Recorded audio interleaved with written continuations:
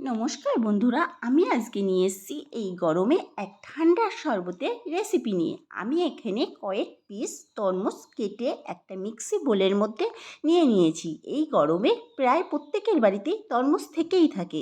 আপনারা কয়েক পিস তরমুজ এই মিক্সি বাটির মধ্যে নিয়ে ফ্রিজ করা ঠান্ডা জল দিয়ে পেস্ট করে নেবেন। তারপরে একটা গ্লাসে স্লাইস করে রাখা কয়েকটা লেবুর টুকরো দিয়ে দিলাম। এইবার পেস্ট করা তরমুজটা ঢেলে দেবো এর মধ্যে। হঠাৎ করে বাড়িতে কোনো অতিথি আসলে এই গরমে আপনারা এই শরবতটা দিতেই পারেন। আশা করি তাদেরও খুব ভালো লাগবে। আমি এই গ্লাসের মধ্যে দিয়ে দিলাম একটু স্বাদ মতো চিনি। আমি এখানে 2 চামচ চিনি ব্যবহার করেছি। আপনারা আপনাদের স্বাদ মতো চিনি দেবেন। আর দিয়ে দিয়েছি হাফ চামচ বিট লবণ। আর দিয়ে দিলাম ফ্রিজ করা কয়েক পিস বরফের টুকরো। আপনারা যতটা ঠান্ডা খাবেন আপনারা ততটাই বরফ দেবেন। আমি এখানে কয়েক পিস দিয়ে দিয়েছি। তারপরে একটা স্ট্র দিয়ে দিলাম। আমার রেডি হয়ে গেল এত সুন্দর একটা শরবতের রেসিপি।